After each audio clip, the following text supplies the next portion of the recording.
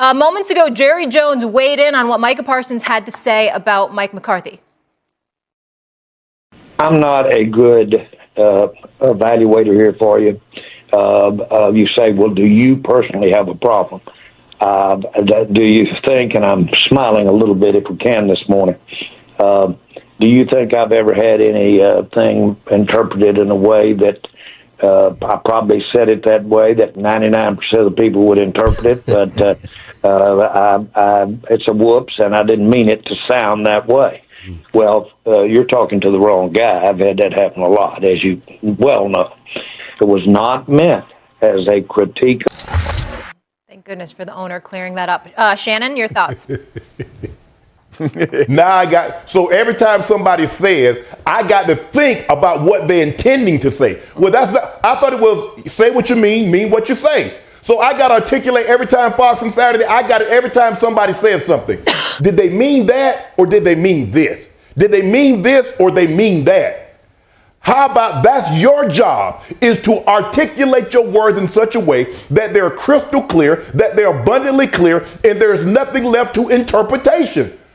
Fox, you're right. I've been doing this 20 years. And when you talk as much as I do, I got 7, 8 programs. I'm doing First Take. You're bound to slip up. You're bound to say something. I got time to sleep. Yeah. I didn't mean it like that. Guys, let me apologize. Yeah. let me go ahead and apologize, because that was not my intent. And even though I understand that some people are going to be intended, I said it in jest, but they didn't take it in jest. So I want to apologize now. I'm not going to go run behind, the media. Man, the media is trying to screw me over. When I'm in the media and I talk for a living, I get what Jerry's saying, and Jerry's doing it right. He's supposed to defend his star player. Yeah. But I cannot, every time somebody opens their mouth, think about what they're saying and not take it at face value. So let me ask you this, because Molly just brought up a good point. We're talking about Kobe Bryant and what he said about this is where it's difficult to be able to kind of filter out what the truth really is. Because if he did apologize right away, that's going to stop people from tuning in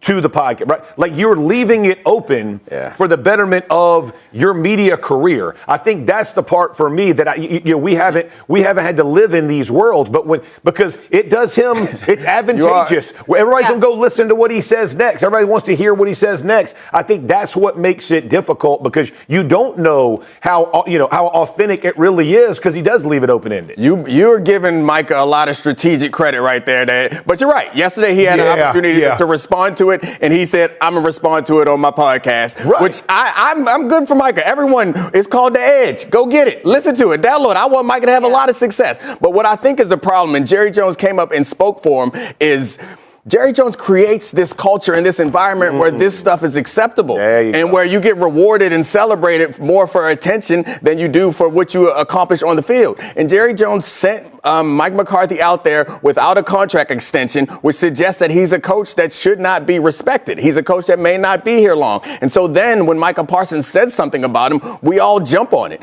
And Jerry Jones did the same thing. Every time Dak needs a contract, Jerry Jones pretends like he's not talented enough to sign. And then you get an offseason where people's parents and family members are saying that Dak Prescott is not good enough. So, this is an environment that Jerry Jones has always fostered, an environment of entertainment over success. And it's never going to go away. And if you continue to foster that, you're going to encourage players to do and say things like You're this. 100% right. Shannon, in church, they used to say to us, you can't serve two masters, right? So is it the brand or is it the ring? And I think this is just a microcosm of the problem with this franchise.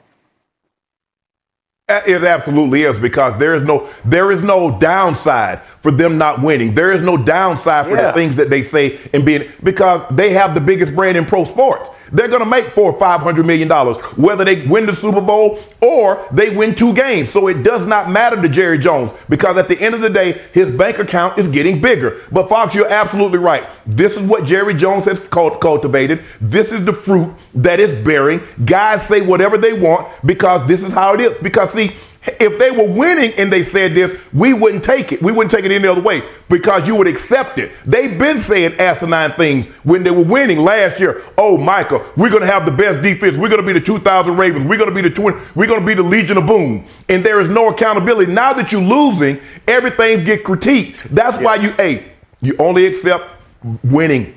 You don't accept, because if you accept things in winning that you wouldn't in a loss, you're going to look stupid, because eventually tides are going to turn. But you have to have a standard. You have to have an ethos in which the foundation of everything that you do is built on. And that is the Cowboys' problem. The Cowboys is all show. They're all fluff. There is no foundation, because Jerry comes out here and says all this asinine things and then gets upset when people question him about the roster that he put together. This is a horrible roster. And he was threatening to have a guy removed from the job for even having the courage to ask him about the roster. Right. This is the Jerry Jones problem. Jerry Jones fostered this, he cultivated it, and now it's bearing beautiful fruit.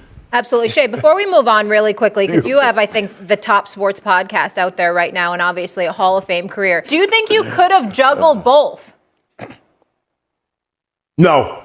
No, I'd have stayed off social media, because the thing is, I don't want to hear, because everybody that has a social media, now they're GM, they're a head coach, they're an ex-player. They know more about the game than the players know. They know more coverages. They know more fronts. They know more formations. No, I would not have wanted any part of that. And I would have not wanted to be on this. I wouldn't have wanted to play in this league, because it appears to me, and Fox, you played after I did, and so did you Saturday. It seems like guys play for attention, because the thing that Trayvon Diggs did, the reason he confronted the guy 2 minutes after walking up the field. So that's what's on your mind after a loss? Right. After you got carried, the first thing is to go grab my telephone and to see what they're saying on social media? I want no part of that. I wanted to win, and I wanted to have teammates that wanted to win.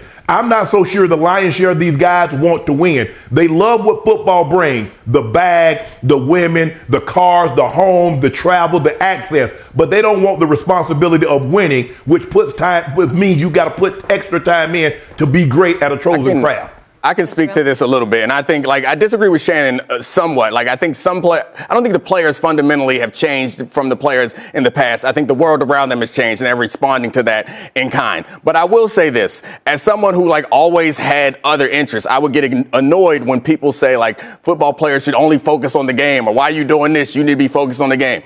I will say this, with hindsight, when I was a player, I had other things going on. With hindsight now, the best years in my career was when my rookie year, when I had to prove myself and I didn't care about anything but prove myself. Mm-hmm. My contract year, when I was this might all be over, and I got everything else out of my life. Those are the two best years in my career. And at the time, my teammate got killed when I was in Denver, and then I spent a lot of the next year raising money for a good cause. Yeah. But it still took away from my game. No matter what, it took away from my game. And at the time, and I think a lot of players who might hear me say this will say, shut up, you don't understand it. I can do multiple things at once. I thought the same thing. But I do know that the best I ever played was when I have nothing else going on. The social media stuff is a lot of pressure for everyone.